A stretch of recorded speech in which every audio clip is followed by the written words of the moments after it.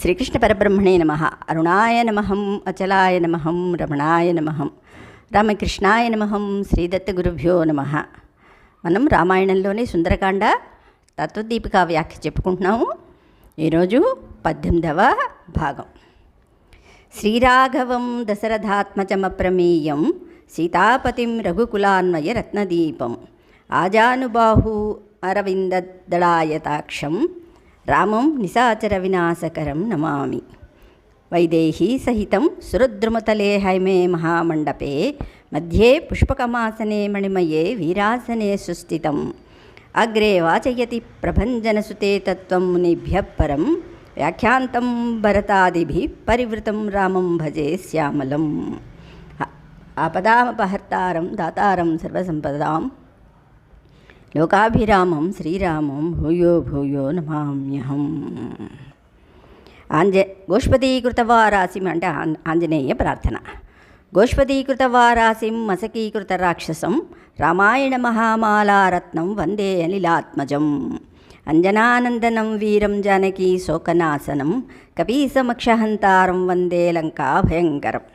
అమిషీకృతమార్తాండం గోష్పదీకృతసాగరం తృణీకృతదశగ్రీవం ఆంజనేయం నమామ్యహం. మనోజవం మారుతతుల్యవేగం జితేంద్రియం బుద్ధిమతాం వరిష్టం వాతాత్మజం వానరయూధముఖ్యం శ్రీరామదూతం శిరసా నమామి. ఉల్లంఘ్య సింధో సలిలం సలీలం యశోకవహ్నిం జనకాత్మజాయా ఆదాయ తేనై వదదాహలంకాం నమామితం ప్రాంజలిం ఆంజనేయం. ఆంజనేయమతిపాటలాననం కాంచనాది కమనీయ విగ్రహం పారిజాత తరుమూలవాసినం భావయామి పవమాననందనం. ఎత్ర ఎత్ర రఘునాథకీర్తనం తత్ర తత్ర కృతమస్తకాంజలిం బాష్పవారి పరిపూర్ణలోచనం మారుతిం నమత రాక్షసాంతకం. శ్రీకృష్ణ పరబ్రహ్మణే నమః. కిందటి వారం మనం 17వ సర్గలోని రావణాసురుడి కోపం ప్లస్ ప్రేమ ఎటువంటిదో చెప్పుకున్నాం కదా.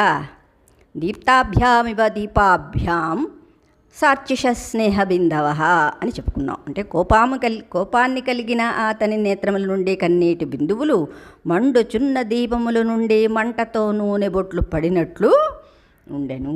ఇది ఎంతో చక్కటి ఉపమానం అన్నమాట. ఇక్కడ వాల్మీకి ఉపమాన ప్రయోగ చాతుర్యము విచిత్రమైనది, సహజమైనది. సుందరకాండమున అది బహుభంగిమల కనపడుతుంది. మండుచున్న దీపము నుండి నూనె బొట్టు పడినచో అది మంటతో పడును. అందు స్నేహము దీప్తి రెండును ఉండును. ఎందుకంటే దీపం ప్రకాశాన్ని ఇస్తుంది కదా. ప్రకాశము ప్లస్ ప్లస్ స్నేహము అంటే మన్ని ఆశీర్వదిస్తోంది కదా. అట్లే రావణుని నేత్రముల నుండి పడిన కన్నీటి బొట్లలో ప్రేమ కోపము అనునవి రెండును కనపట్టుచున్నవి. మంట వలె కోపము, నూనె వలె ప్రేమ. ఈ రెంటి సమ్మేళనములను చూపించుటయే ఈ ఉపమానములోని అందమనమాట. వెంటనే రావణుడు హనుమంతుని గ్రహించుటకు తనకు సమానులగు 80,000 మంది కింకరులనడి రాక్షసులను నియమించను. వాళ్ళు చెప్పారు కదా. వెంటనే కదా వారు ఆయుధములను దాల్చి హనుమాను పట్టుకొని తేవలనని సన్నద్ధులై బయలుదేరారు. హనుమ తోరణముపై నుండెను. ఆ కింకరులందరూ మిడతలు మంటలో దూకినట్టొక్కసారి హనుముపై దూకిరి. వారు గదలతోనూ పరిగెలతోనూ బాణములతోనూ హనుమను కొట్టిరి. ఆయుధములను దాల్చి అతనిని చుట్టుముట్టి నిలిచిరి. తేజస్వియగు హనుమ కూడా పర్వతమంత పెరిగి నేలపై తోక కొట్టి గర్జించి ఒడలు చర్చుకొని ఆ ధ్వని ప్రతిధ్వనితో కలిసి అంతటా వ్యాపింపగా ఆకాశమునున్న పక్షులు ప్రాణములను వీడి నేల కూలెను. అంతటి బలశాలి ఆంజనేయ స్వామి. అందుకనే ఆయన్ని ఎప్పుడూ కూడా గురువుగా మనం భావించి ఆయన్ని అనుసరిస్తే ఆయన్ని మనకి మోక్షాన్ని అందేటట్లు చేస్తారు కదా. అది అప్పుడు హనుమ ఇట్లు తనను గూర్చి ఉద్ఘోషించను. తన యొక్క పరాక్రమాన్ని ఈ విధంగా హనుమ చెప్పుకున్నారు. జయత్తతిబలో రామో లక్ష్మణశ్చ మహాబలః రాజా జయతి సుగ్రీవో రాఘవేణాభిపాలితః దాసోహం కౌసలేంద్రస్య రామస్యాక్లిష్టకర్మణః హనుమాన్ శత్రుసైన్యానాం నిహంతా మారుతాత్మజः న రావణసహస్రం మే యుద్ధే ప్రతిబలం భవేత్ శిలాభిస్తు ప్రహరత పాదపైశ్చ సహస్రశః అర్ధయిత్వా పురీం లంకా అభివాద్య చ మైథిలీం సమృద్ధార్థో గమిష్యామి మిషతాం రక్షసాం అన్నారు. ఇక్కడ జయత్యతిబలో రామో లక్ష్మణస్య మహాబలః అన్నారు. అంటే అధిక బలుడగు రాముడు మహాబలుడగు లక్ష్మణుడు అతిశయముతో వర్ధిల్లుచున్నారు. రాజా జయతి సుగ్రీవో రాఘవేణాభిపాలితః అంటే రామునిచే రక్షింపబడిన సుగ్రీవుడు జయం కలిగి ఒప్పుచున్నాడు.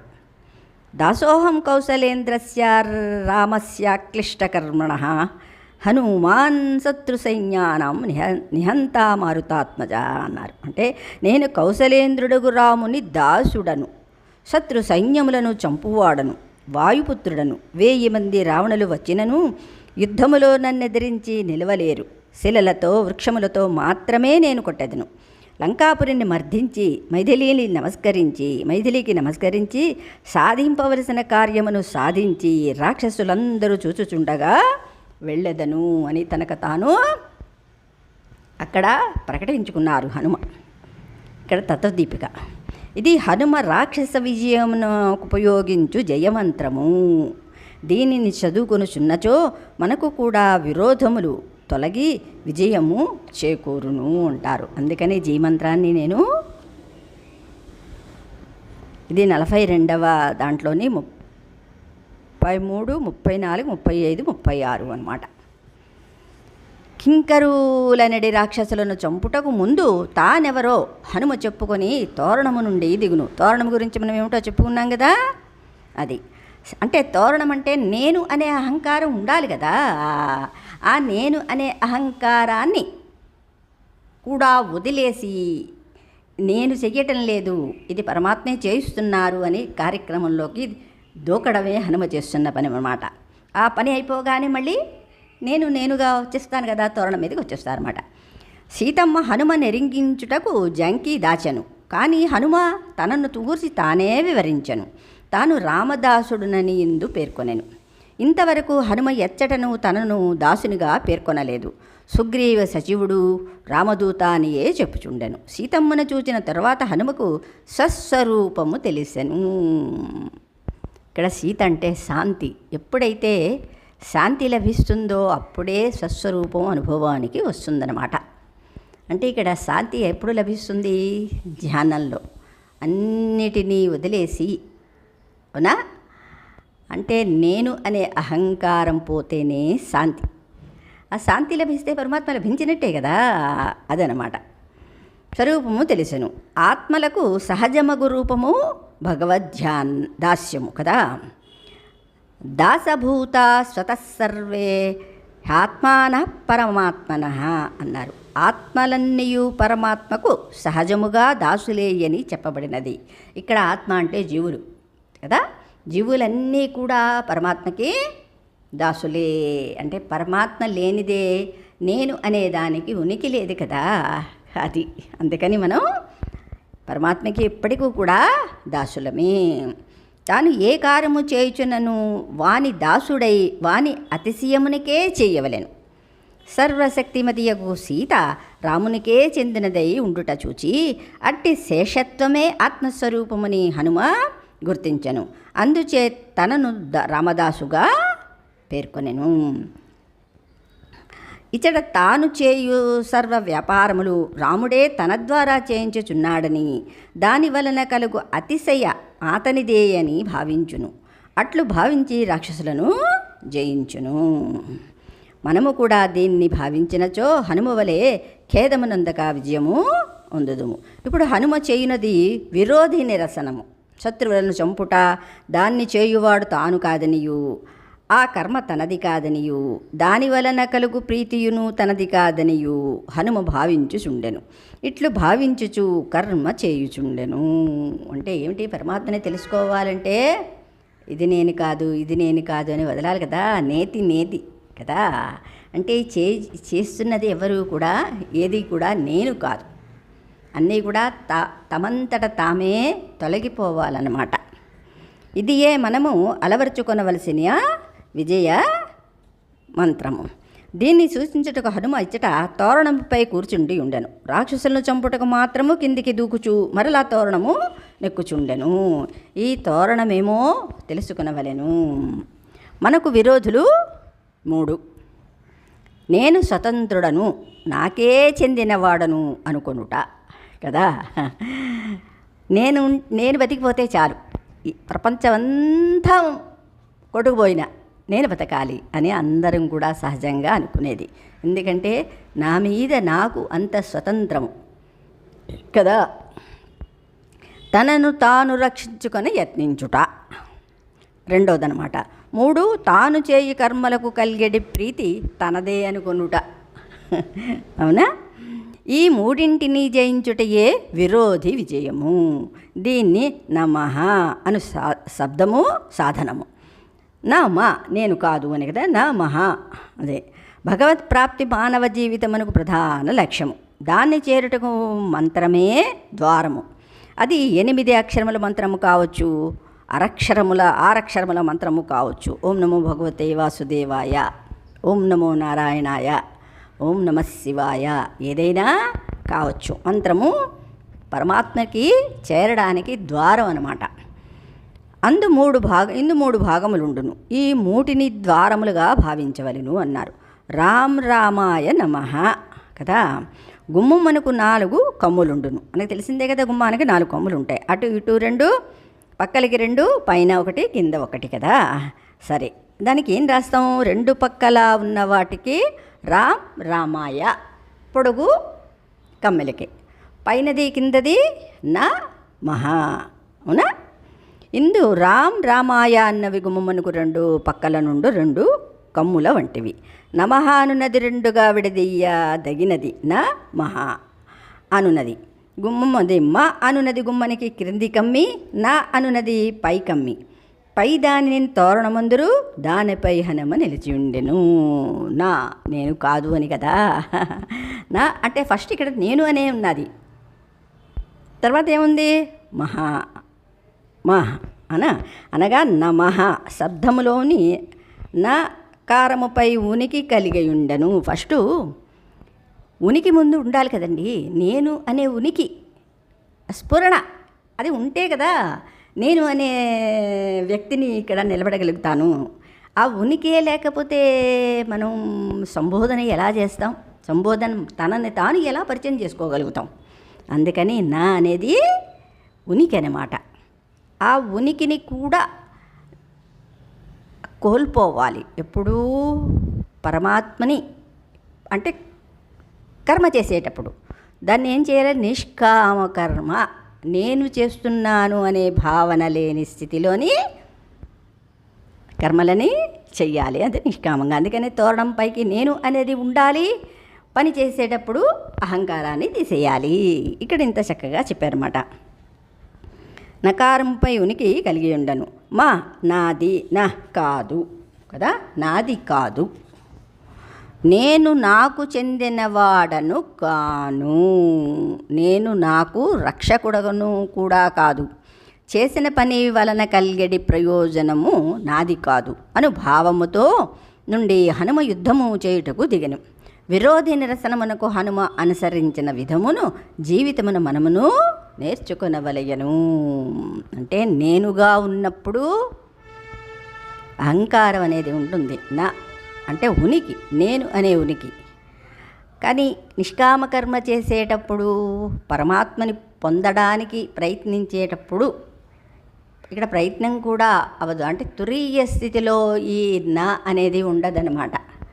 నేను అనే ఉనికి అక్కడ కోల్పోతేనే తురీయ స్థితి ఒకటి. రెండోది ఇక్కడ నిష్కామకర్మ చెయ్యాలి అంటే నేను అనే భావన లేకుండా చెయ్యడం అనమాట. అందుకనే ఆంజనేయుడు అలా పనులన్నీ తోరణ మీదకి ఎక్కడం, మళ్ళీ దిగడం. ఇట్లు తనను గూర్చి చాటుకొనుచున్న హనుమను ఆ కింకరులు చూచిరి. స్వామి ఆజ్ఞచే విచిత్రములుగా ఆయుధములతో తనపై పడిరి. అతడు ఆ తోరణమునకు చెందిన ఇనుప పరిగ ఒకదాన్ని పట్టుకొని ఆ రాక్షసులందరినూ చంపెను. పరిగని పట్టుకొని పామును పట్టుకొనిన గరుడుని వలె కనపట్టెను. హనుమకిట్లు కింకరులనందరను చంపి మరలా యుద్ధమును కోరి తోరణమును అధిరోహించెను. కొందరు రాక్షసులు భయపడి పరిగెత్తి హనుమ కింకరులను చంపెనని రావణునకు నివేదించిరి. రాక్షసులు చనిపోయిరని విని వెంటనే రావణుడు అప్రతిమ పరాక్రముడగు ప్రహస్తుని కుమారుని హనుమపై పంపెను. ప్రహస్తుని కుమారుడు హనుమ కింకరులను చంపి వనమంతయు విరిచితిని, కానీ ఈ చైత్య ప్రాసాదమును మాత్రము పాడు చేయనైతిని, దీన్ని కూడా ధ్వంసము చేసేదను అని అనుకొనుచుండెను. మేరు పర్వత శిఖరము వలె ఉన్న ఆ ప్రాసాదము పైకి దూకెను. పర్వతము వలె ఉన్న ప్రాసాదము అధిరోహించిన హనుమ సూర్యునికి ఎదురుగా నిలిచిన సూర్యుడా అన్నట్లుండెను. ఒక్కసారి గర్జించి ఒడలు చరుచుకొనెను. ఆ ధ్వనితో ఆ ప్రాసాదమున కాపలా ఉన్న వారందరూ మూర్చబడేది. అప్పుడు హనుమ మరలా శ్రీకృష్ణ పరబ్రహ్మణే నమః ఇలా అనుకున్నారు. అస్త్ర విజయితాం రామో లక్ష్మణస్య మహాబల రాజా జయతి సుగ్రీవో రాఘవేణాభిపాలిత. సుందరకాండలోని 43లో 8 అని వెనుకటి జయమంత్రమును మరలా ఉచ్చరించెను. దాన్ని విని ఆ ప్రసాదమున కాపలా కాచువారు 100 మంది ప్రాసములను ఖడ్గములను పట్టుకుని మారుతుని చుట్టుముట్టిరి. వారు గదలతో పరిగెలతో హనుమను మోత్తిరి. అప్పుడు కుపితుడై హనుమ భీమరూపమును దాల్చి ఆ మేడ యొక్క ఒక బంగారు స్తంభమును ఊడబెరికి అనేక విధములుగా త్రిపుచుండెను. అప్పుడు ఆ స్తంభము తగిలి భవనము నుండి అగ్ని బయలుదేరను. ఆ ప్రాసాదము తగులబడెను. ఆ స్తంభములతో ఆ 100 మంది రాక్షసులను చంపెను. శ్రీమంతుడగు హనుమ అంతరిక్షములో నిలచి సుగ్రీవుని ఆజ్ఞననుసరించి నా వంటి కొన్ని వేల మంది వానరులు భూమండలమంతయు సంచరించుచున్నారు. వారిలో కొందరు 10 ఏనుగుల బలము గలవారు, కొందరు 100 ఏనుగుల బలము గలవారు, కొందరు 1000 ఏనుగుల బలము కలవారు, కొందరు వాయుబలులు, కొందరు అప్రమేయ బలులు అని వీళ్ళందరితోటి చెప్తున్నాడు గట్టిగా అనమాట. అట్టి వానరులతో మిమ్ములనందరూ చంపుటకు సుగ్రీవుడు వచ్చుచున్నాడు. మహాత్ముడకు రామునితో వైరమును పెట్టుకునుటచే మీ లంకాపురి ఉండదు, మీరు ఉండరు, రావణుడు ఉండడు అని చెప్పదొడంగెను. రావణునిచే ఆజ్ఞాపించబడిన వాడే ప్రహస్తుని కుమారుడగు జంబుమాలి ధనుర్ధరుడై హనుమపై దాడికి వెడలెను. ఎర్రని మాల్యములను వస్త్రములను దాల్చినవాడై తిరుగుబడుచున్న కన్నులు గలవాడై ఇంద్రధనస్సుతో సమానమగు ధనస్సును సారించుకొనుచు బయలుదేరను. ఆ ధనస్సు యొక్క ధ్వనితో దిక్కులు విదిక్కులు నిండిపోయాను. గాడిదలు పూంచిన రథమునెక్కి వచ్చిన ఆ జంబుమాలిని చూచి హనుమ సంతోషించను.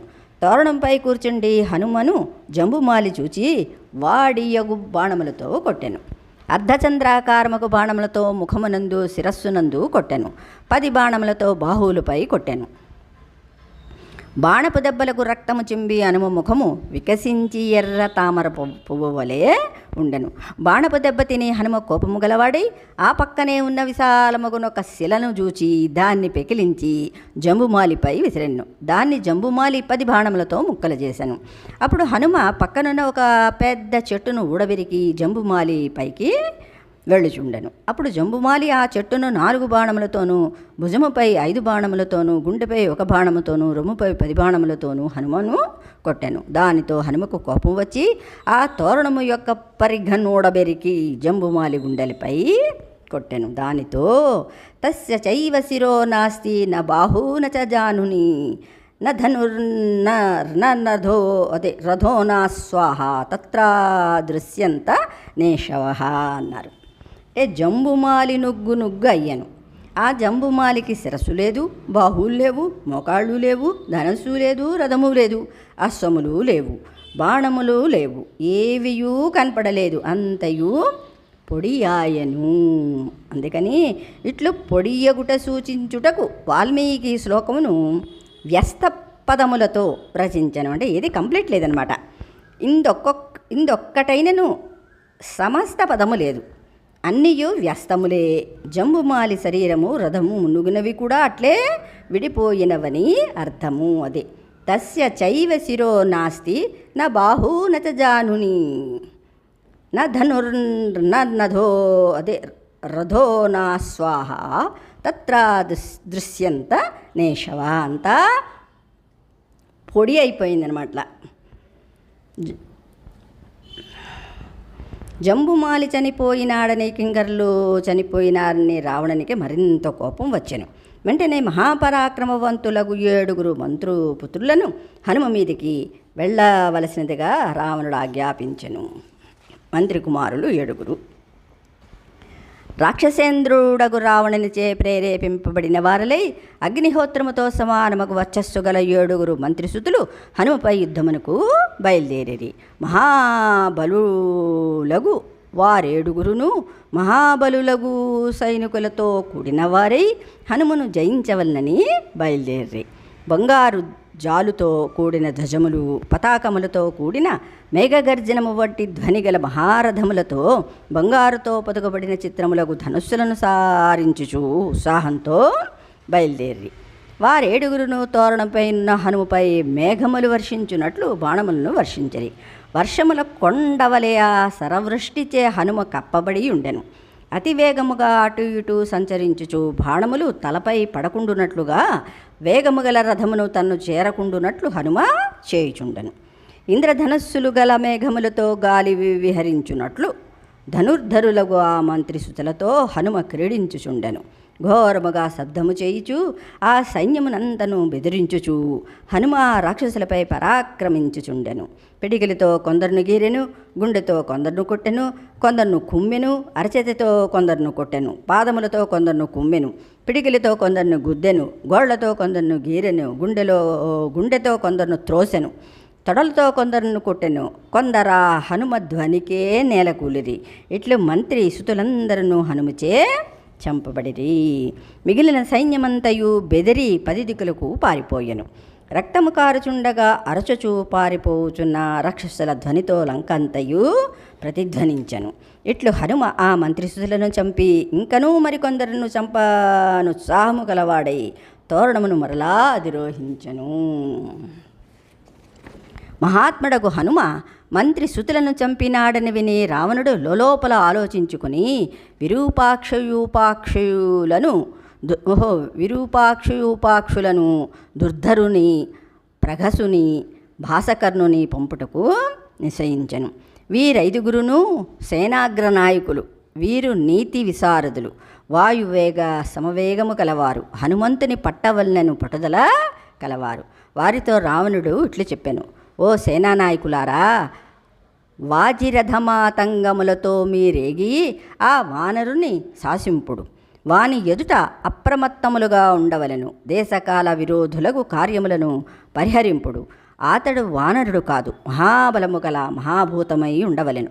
దాన్ని మన కొరకు ఇంద్రుడు తన తపోబలము చే సృజించి ఉండవచ్చును. ఇంతకుముందు మీ అందరూ సాయముతో నాగ, యక్ష, గంధర్వ, దేవాసుర మహర్షులను ఓడించితిని. వారందరూ మనకు అప్రియము చేయవలనని పట్టుదలతో ఉందురు. ఈ వానరుడు వారి సృష్టియే అయి ఉండును, సందేహము లేదు. వానిని ఎట్లయినను బలాత్కారముగా పట్టుడు. ధీర పరాక్రముడగు ఆ వానరుని అవమానింపకుడు అని రావణాసురుడు చెప్పాడు. ఇంతకుముందు పరాక్రమశాలురగు వానరులు ఎందరినో ఎరుంగుదును. వారికి ఇటువంటి వేగము కానీ, తేజస్సు కానీ, పరాక్రమము కానీ, బలము కానీ, ఉత్సాహము కానీ, ఇచ్చవచ్చినట్లు రూపు మార్చడి శక్తి కానీ లేదు. ఏదో మహత్తరముకు భూతమీ కపిరూపమున వచ్చి ఉండును. గట్టి ప్రయత్నముతో మీరు అతన్ని పట్టవలెను. ఇంద్రుడు కానీ, సురాసురులు కానీ యుద్ధములో మీ ఎదుట నిల్చుటకు సమర్థులు కారు. అయినను జయమును కాంక్షించుట నీతి నిరింగిన మీరు ఆత్మరక్షణమును జాగరూకతతో చేసుకొనవలెను. యుద్ధములో సిద్ధి స్థిరముగా ఉండునది కాదు అన్నాడు. రావణాసుడికి ఎంత నీతి తెలుసో మళ్ళీ, అవునా? అయినా సరే ఒక్కొక్కప్పుడు దాన్నే అంటారు కామం. అది ఉచ్చ నీచ స్థితుల్ని ఆలోచించదు, తక్కిన వాటిలో తెలివి ప్రదర్శిస్తుంది. ఇక్కడికి వచ్చేసరికి అహంకారం వస్తుందన్నమాట. ఇట్లు రావణుడు చెప్పిన మాటల్ని గ్రహించి ఆ సేనానాయకులు రథములతో, గుర్రములతో బయలువెడలిరి. తన తేజస్సుచే సూర్యుని వలె ప్రకాశించుచున్న మహాకపిని వీరులకు ఆ సేనానాయకులు కాంచిరి. తోరణపైనున్న మహోత్సాహుడు మహావీరుడు నగు హనుమను చూచి అన్ని దిక్కులనందరూ నిలిచి ఆయుధములతో అతన్ని చుట్టుముట్టిరి. దుర్ధరుడు వాడియగు 5 బాణములను ఆ హనుమ శిరస్సున ప్రయోగించెను.